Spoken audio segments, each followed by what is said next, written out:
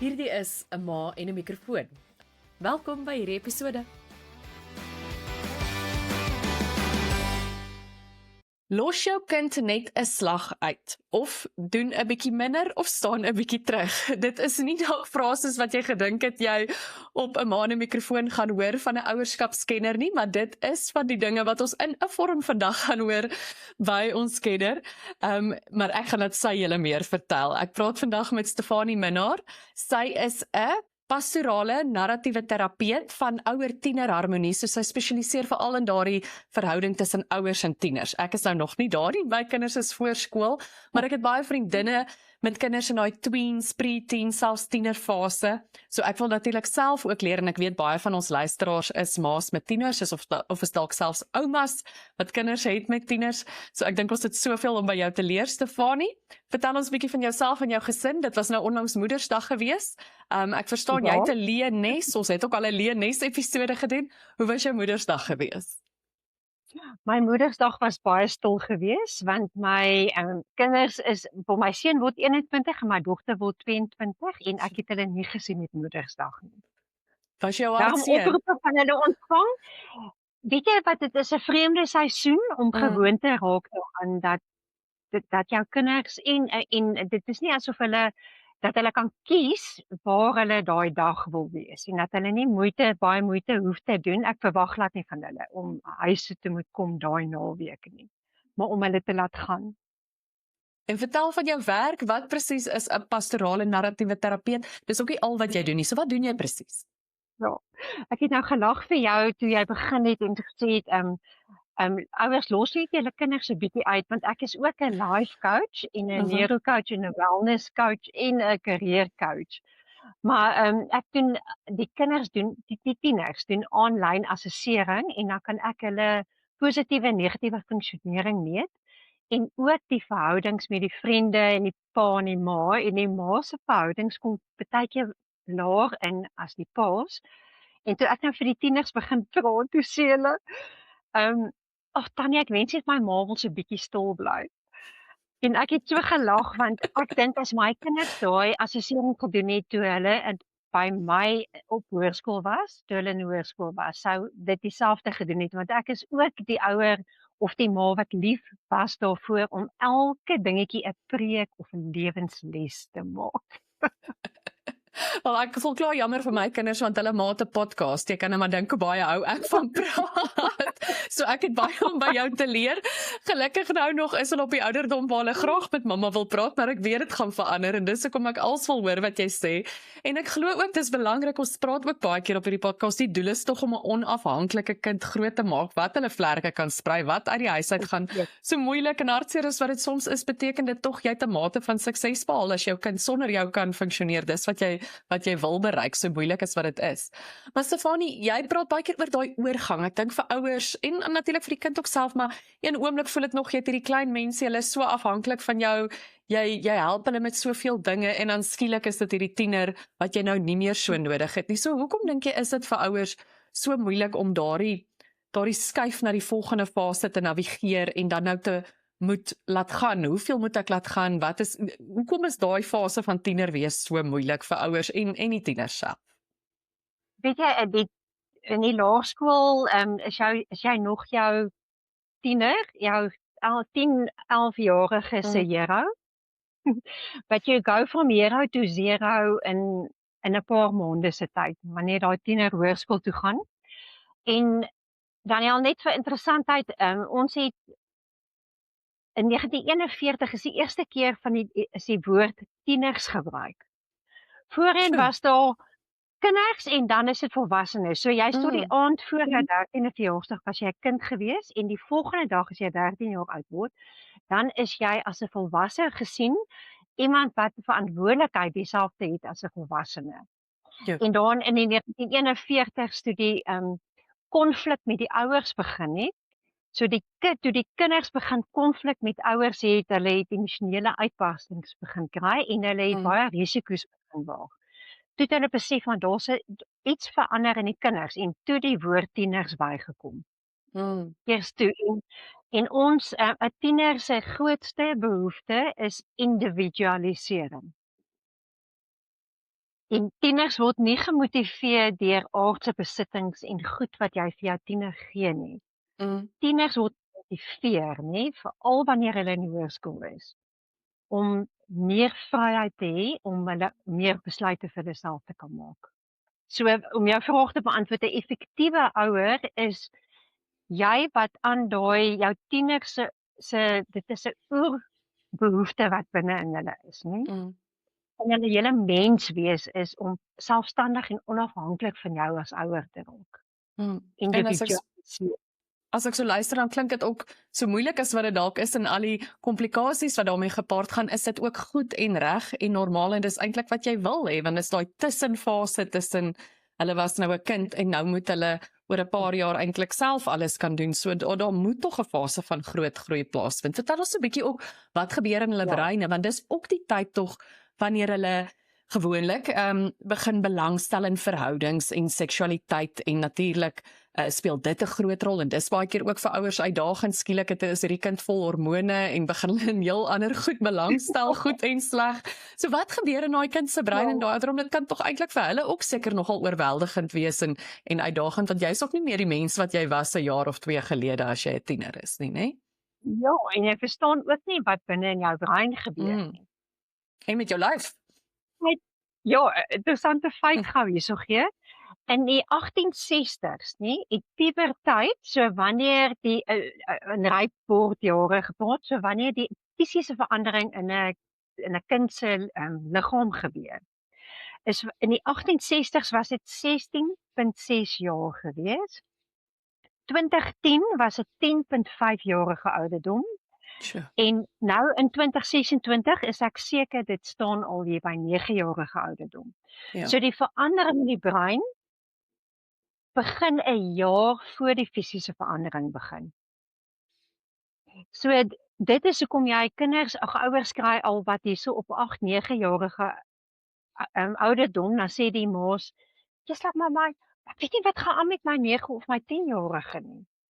Die een week nou, hulle is so emosioneel oor enigiets en letterlik hulle brein begin te verander dat hulle begin wegtrek van jou af en hulle het soveel emosionele want nou is hulle ewe skielik bewus van hulle emosies in hulle brein waarvan hulle nie voorheen bewus is nie. So letterlik daai fisiese verandering begin 1 jaar voor die fisiese verandering in die liggaam. En dit gebeur elke jaar al vroeër en vroeër. So ons generasie is die ouers wat ons tieners die langste probeer kind hou van enige vorige generasie nog ooit.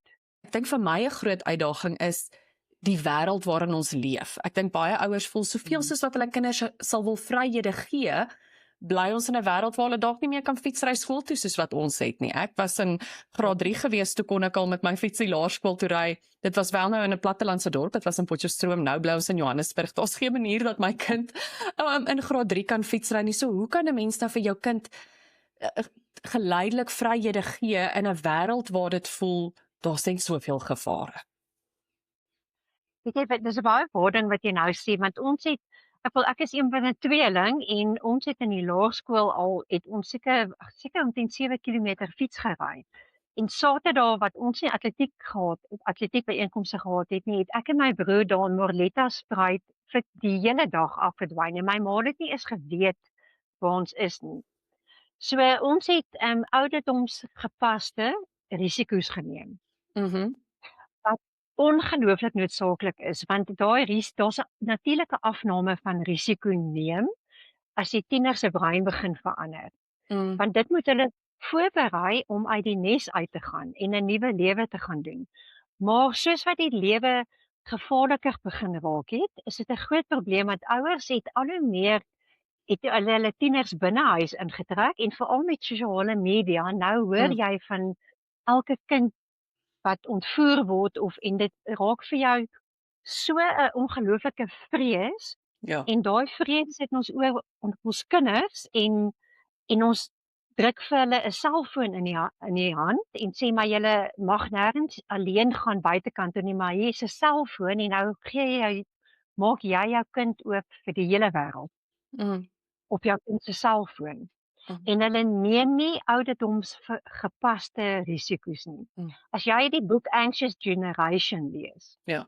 dan gaan hy praat, een van die goed daar is dat ouers nie genoeg vryheid vir die tieners gee nie. En dit is een van die dinge wat 'n tiener na depressie toe kan lei, dat hulle nie kan, jy moet 'n aflosstokkie oorhandig vir jou tiener. En hulle het nodig om dit van jou as ouer te kry. Hulle soek nie van iemand anders nie, hulle het nodig om daai vryheid van jou te kry. So, nou is dit gevaarlik en veral in Suid-Afrika. En in Suid-Afrika met die life coaching wat ek doen, Suid-Afrika se stresvlakke en spanningsvlakke is die tweede hoogste in 'n land in die wêreld wat nie in oorlog betrokke is nie. As gevolg van wat in ons land omgaan en dat ons nie veilig genoeg voel wanneer ons uit die huise uitgaan nie. Maar ons moet vir ons tieners geleenthede gee waar hulle 'n bietjie vryheid is, waar hulle veilig kan wees, maar waar daar nie 'n volwassene vir 'n paar uur by hulle is nie. Om moeite te doen om na die naaste park daar of 'n staproete toe te gaan. En te sê, okay, hierso is 'n staproete, ons betaal vir julle en julle kan, want dit is veilig daar binnekant, maar julle kan vandag vir 3 ure daar gaan rondloop en explore. So ouers moet ekstra hard werk. Ons het die voorreg gehad om ons kinders op Mosselbaai groot te maak. So daar kon hulle, my seun kon 11:00 in die aand op sy langboard daar op pad afgaan. Maar ek weet in die stad kan jy dit glad nie waag nie. So ouers moet ekstra moeite doen om op naweke ergens vir hulle tieners saam met hulle vriende bietjie vryheid te gee waar hulle 'n paar uur nie volwasse toesig het nie. Ek dink vir baie ouers, Stefanie, is die uitdaging om te weet, maar wat is okay? Waar is daardie grense? Want ek het myself onlangs in 'n situasie gevind waar ek self gewonder het. Ek het op een van hierdie maaggroepe op Facebook gesien, 'n mamma het gepost en gevra, haar dogter, en as ek nou reg onthou was sy so 13, 14, wil baie graag saam met haar vriendinne 'n bietjie in 'n mall, 'n winkelsentrum gaan rondloop. Iets wat ek dink baie natuurlik is vir daai ouderdom. Ek onthou toe ek ook daai ouderdom was, dis lekker om te doen en dit is tog is in 'n redelike veilige omgewing, maar die kommentaar was, ek wil sê 90% van die ma's het gesê daar's geen manier nie, kan dit nie in vandag se tye en daar doen nie. Jy kan hulle nie daar in 'n groep laat rondloop nie, mensenhandel, al die dinge. Toe het ek sommer myself getwyfel, want ek het nou nogal gedink, as my dogter daai ouderdom is, en ons het dalk 'n goeie en oop verhouding, is dit nogal iets wat ek haar sal laat doen, want dit is tog in 'n omgewing, ja, altyd kan dinge skeefloop, maar ek het nou gedink, is iets wat ek sal doen, toe wonder ek ook, is ek dan nou verkeerd? So hoe, ouers wil nie in 'n situasie beland waar jy nou vir jou kind bietjie vryer teels gee, en dan gaan daar dalk iets fout, en jy dink nou, jy was nou baie onverantwoordelik. So, is daar dalk riglyne van wat is okay, wat is nie, en op watter ouderdom? Ek weet dis moeilik, maar hoe maak 'n mens? Dis 'n baie moeilike een daar ook, want in die Bybel sê vir ons 365 keer, moenie vrees nie, en dat ons as Christene, ons moet glo dat die Here gaan vir ons kinders uitkyk. En dan, nou daar is gevalle, en ons weet, as gevolg van sosiale media, weet ons meer, maar dit veroorsaak dat ons in soveel vrees leef, en nou plaas ons daai vrees oor na ons kinders toe. En net om 'n voorbeeld te gee, want daai ma kan, kyk, ouer-tiener verhouding gaan oor gesprekke. En vir hoërskool kind sê, okay, ek wil vir julle toelaat om in 'n winkelsentrum te gaan kuier.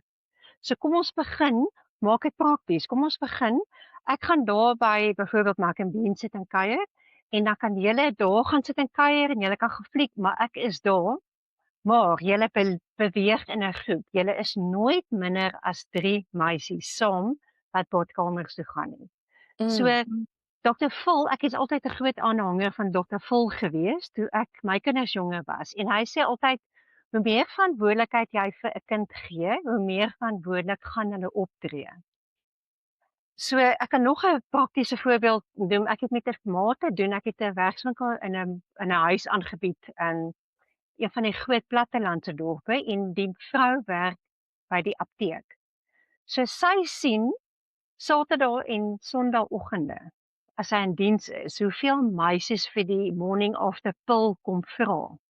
Ja. En sy weier dat haar seun, wat 16 jaar oud is, gaan kuier saam met die vriende.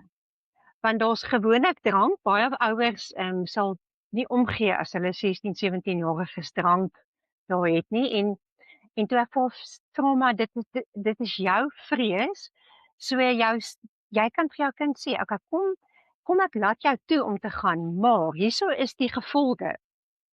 As ek drank ruik aan jou, wat jy nie kan wegsteek nie, of as ek ruik jy het gewyp, of enige iets, dan gaan jy nie die volgende keer kan gaan nie. So wys jy vir my, deur verantwoordelik op te tree, hoe ek jou kan vertrou. En om nie ons kinders so terug te hou nie, en ek lag ook altyd so met Pletterage, die matriekbaai by Mosselbaai en Pletterage, Desember vakansies met matrieks, en dan is daar 'n hele paar ma's wat sê, oor my dooie liggaam sal my 18-jarige soontoe gaan. En dan wonder ek altyd maar, wat gebeur 6, 7, 8 weke later gaan jou kind op universiteit wees en dan is daar geen toesig nie. En dit is waar ek sit dan in aanhalingstekens Christen kinders wat uit baie gecontroleerde, ek moet jou veilig hou, huishoudings uitkom en dan sit hulle met al daai vryheid daar en hulle weet nie wat om dit mee te doen nie. Of hulle gaan so oorboord want nou is daar niemand wat hulle dop hou nie. So as jy soos 'n winkelsentrum, jy kan daar wees vir die eerste paar keer en dat jou kinders kan ervaar, okay, dis verantwoordelik om in 'n groep toilet toe te gaan. Jy gaan nie alleen badkamer toe nie, ons kyk die hele tyd uit vir mekaar. En dan soos in 'n matriekeland, daar is by Pletterage, ek hoop hier is matriekouers wat ook luister. Ons het in Mosselbaai gebly. Daai polisie ry saam met daai groep kinders. So Pletterage en Mosselbaai is 'n ongelooflike geleentheid vir jou 18-jarige om vir hom 'n bietjie vryheid te gaan gee en te sê, weet jy wat, gaan kyk hoe lyk dit daar buitekant.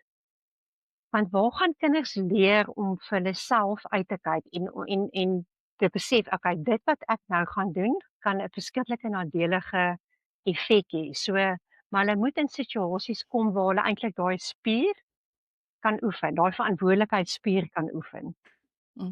En ek wonder op soms of die ma's wat dan nou sê, oor my dooie liggaam, was hulle nie ook op 'n matriekvakansie nie, want ek byvoorbeeld ons was Maagate toe, dit was nou die tyd voor dit na ander plekke geskuif het, maar Maagate, en ons was ook maar clubs toe en alles, en ons ouers het ons vertrou en jy het lesse geleer, maar jy het tog ook daai geleentheid gehad, soos jy sê, en wat ek ook oor jy sê, is dis nie 'n oornagting, geen vryheid en nou skielik al die vryheid nie, mens begin tog seker as die kind, soos jy sê, 12, 13, bietjies, nou as jy by hulle by die winkelstrentrum, as hulle ouer is, kan hulle alleen gaan en so bewys hulle ook vir jou dat hulle vertrou kan word, en sekerlik sou hulle 'n fout maak, gaan jy weer 'n trappie terug. En dan my volgende vraag, jy's oor die fout maak deel, want dis tog ook 'n belangrike deel van groot word, en een wat die ouers dalk nie altyd wil hê nie, maar ons tieners moet seker maar ook soms die foute maak, en daai vryheid wat jy vir hulle gee, het trap hulle oor een of ander lyn of hulle maak 'n fout, en hoe maak ons dan as die vryheid wat jy nou vir hulle gegee het bietjie skeef geloop het, en ek neem aan dit gaan. Dit gaan verseker, en in my boek gee jou tiener vryheid, of gee jou tiener vlerke, is daar 'n spesifieke voorbeeld wat Dr. Walgus van Feeding the Mouth That Bites You geskryf het, waar jy vir die tiener leer, en dis hoe jy vir jou tiener leer om die vryheid te hê om keuses te maak, nie? So 'n tiener, daar moet duidelike verwagting wees en daar moet 'n duidelike gevolg wees. So wanneer en tieners, onthou, ons kyk na ons tieners uit 'n volwasse brein, uit 'n prefrontale korteks wat emosies en impulsiwiteit kan beheer. Maar daai gedeelte van dit wat ek vandag doen, dit is die langtermyngevolg, is eers middel 20s, 23 tot 25 jarige ouderdom vir meisies, en vir seuns 25 tot 27, selfs 30 jarige ouderdom. Vir daai seun wanneer daai gedeelte eers volwasse is. Maar tieners, as hulle die natuurlike gevolg kan ontdek, kan dit voel aan hulle eie bas, wanneer hulle 'n verkeerde of 'n slegte besluit geneem het, dan weet hulle volgende keer, okay, ek moet nie weer daai dom besluit maak nie. Dit is die gevolg. So, ja, tieners floreer. Dit is net soos kleuters en peters floreer wanneer daar struktuur is. Floreer tieners in 'n huis waar daar duidelike grense is, maar die grens is nie hierso jy mag niks doen nie. Die grens is, okay, ek gaan vir jou toelaat om jou eie oordeel te gebruik en dan kyk ons hoe dit gaan en dan is daar altyd moet daar genade wees. As jou kind wel uitgegaan het en gedrink het by 'n partytjie en jou 17-jarige om nie vir die tiener te sê hoe ongelooflik teleeggesteld is in jou maar om genade in daai situasie te hê om te weet my kind se brein is ver van volwasse wees. Wat is van die eintlik vreeslike kardinale vaardighede wat hulle veronderstel is om te hê, wat jy sien tieners of baie tieners vandag nie het nie? Wat is die tipe goed wat hulle moet kan doen wat hulle nie kan nie? Ek het nou die dag 'n video ook gesien van 'n ma wat 'n bietjie 'n jonger seentjie, maar iets so eenvoudig, sy het hom ingestuur om sy eie kitskos te gaan koop by 'n restaurant, vir hom 'n geldjie gegee, gesê jy gaan nou jou koeldrank en jou burger bestel. As hy die verkeerde bestelling maak, as die kleingeld nie reg is nie, so be it. Ten minste het hy gegaan, die selfvertroue gegaan en geleer, en so hy was nou 'n bietjie jonger. Maar ouer kinders, wat is van daai basiese goed wat 'n hoërskoolkind moet doen, wat jy te gereeld sien ons kinders van ontneem, omdat ons te bang is om hulle daai kans te gee? Nommer 1, hulle moet self kan besluit hoe skoon of hoe netjies hulle kamer gaan wees. Dit is nommer 1, want dit is daai vryheid wat jy vir jou tiener gee. Ek het Sondag weer op Moedersdag 'n werkswinkel gedoen met by 'n kerk en dan vra ek vir die tieners, wie van julle sal van hou dat jou ma niks mag sê oor hoe jou kamer lyk, hoe skoon of hoe netjies jou kamer is nie. En natuurlik Al die steek hande. almal hulle hande op. Ja, so jy kan daar begin, maar saam met daai verantwoordelikheid gaan oor jy sorg vir jou eie wasgoed. So as jy wasgoed nie, jou vel wasgoed nie in die wasgoedmandjie is op 'n Dinsdag wanneer die wasgoed gewas word op 'n Maandag nie en jou vel beddegoed nie, gaan jy nie skoon klere hê nie. En hoekom dit 'n belangrike ding daar is, dan weet jou kind ook en dieselfde met beddegoed. Dan leer jou kind voor hy universiteit toe gaan, na koshuis toe gaan, hoeveel keer word beddegoed gewas in 'n maand. So jy daai vryheid wat jy gee, leer daai kind om die spasie waarin hulle leef te versorg. Want dit kom nie van selfsprekend nie. So dit is so eenvoudig. Ja. Ja, en dit is so eenvoudig soos dit, maar die verwagting is ek gee vir jou vryheid, maar jy sorg self dat jou skoon was, jou vel wasgoed in die wasgoedmandjie is en jy moet self natuurlik jou skoon wasgoed terugsit in jou kas en jouself jou duvet daar in daai hoekies insteek. En ek lag die een ma sê toe vir Dr. Walkes, maar dit sal nie werk in my huis nie want ek het 'n 17-jarige seun wat nie gaan omgee of ek skoon wasgoed het, hoeveel op my skoon beddegoed is nie en hy gaan naderhand gaan hy met 'n reuk daar uitstap by die kamer en dan sê hy, maar daar's 'n baie eenvoudige oplossing. Jy nooi jou vriendin met die mooiste dogter na jou huis toe. En jy vra vir haar wanneer jy by my seun stap, sal jy asseblief net vat so aan jou neus en dan vra jy net wat ryk so. en dan is daai probleem opgelos. Maar saam met daai vryheid ook en die verwagting dat jy jou wasgoed gereeld, jy moet sorg dat jy skoon wasgoed het, is ook om te sê die eerste dag van die 4 groot vakansies, so April maand, Junie, Oktober en Desember moet jou kamer gespringkleen word. So letterlik van die een kant tot die ander kant.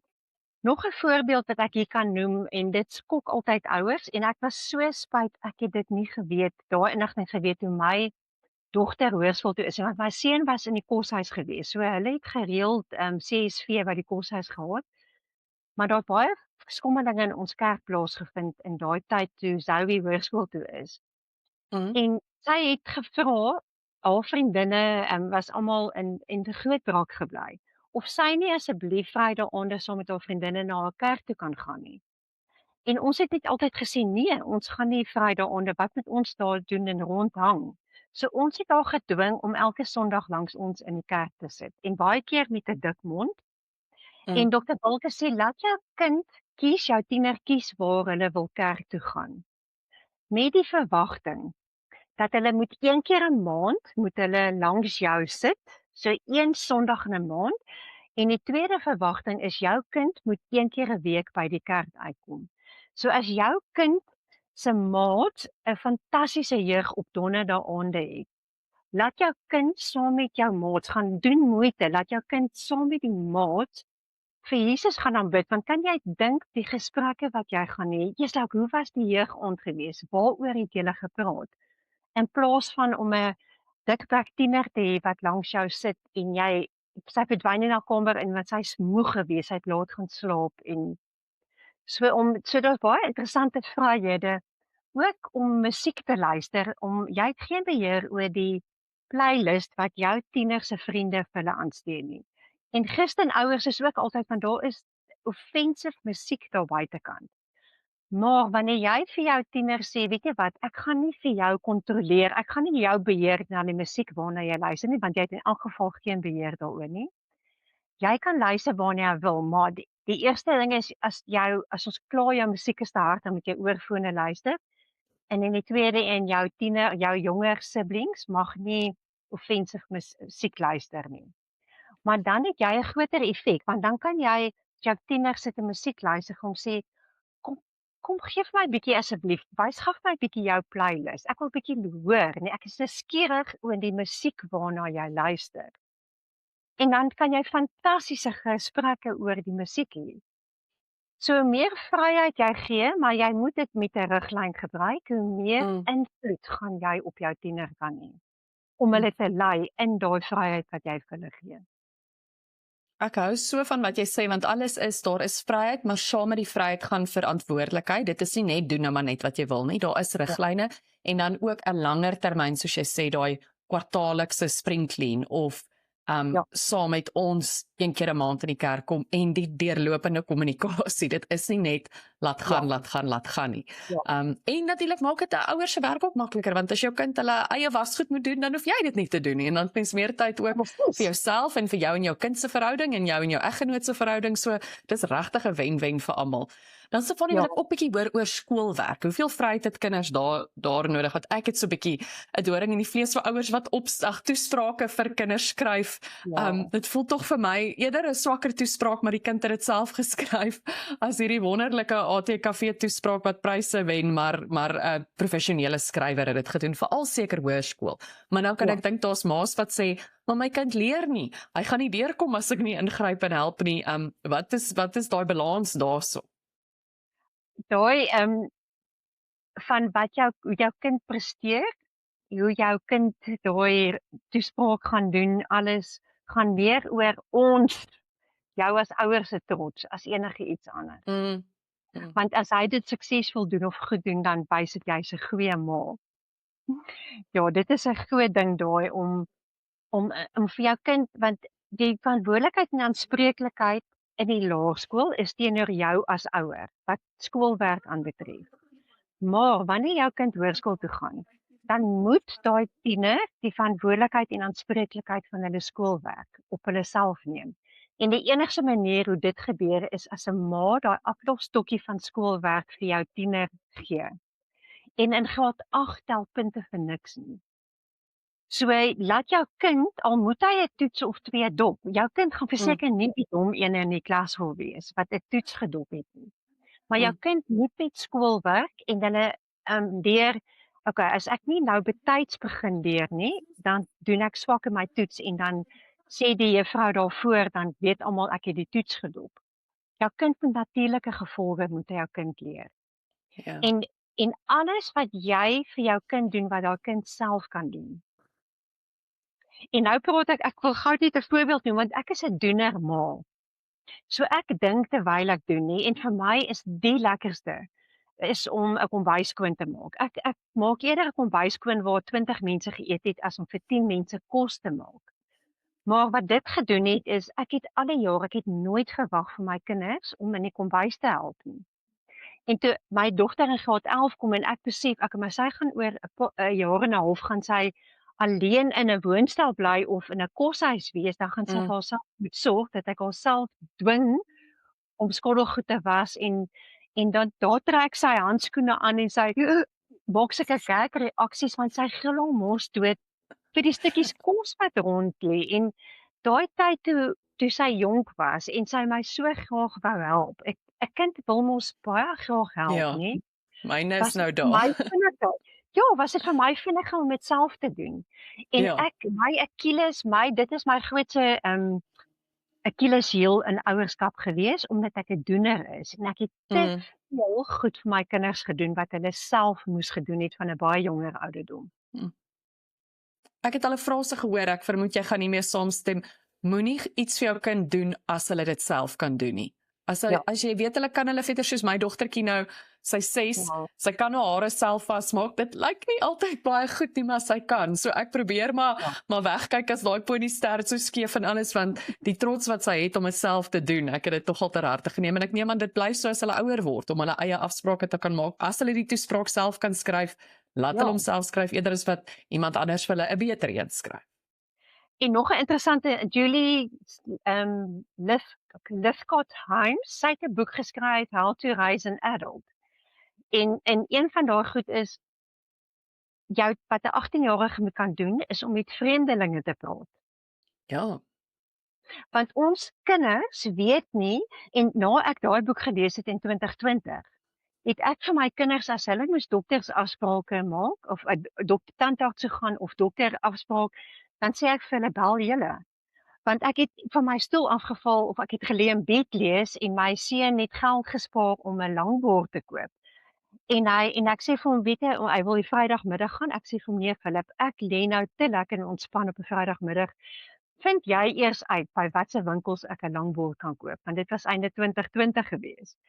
En hy bel toe die winkel en die man antwoord en hy sê, hallo oom, ek verkoop julle langboards. Maar ek dink ek klap hom daar van die bed af en ek sê na die tyd vir hom, Philip, hoe ongeskik is jy? En hy sê vir my, mamma, maar wat moes ek dan gesê het?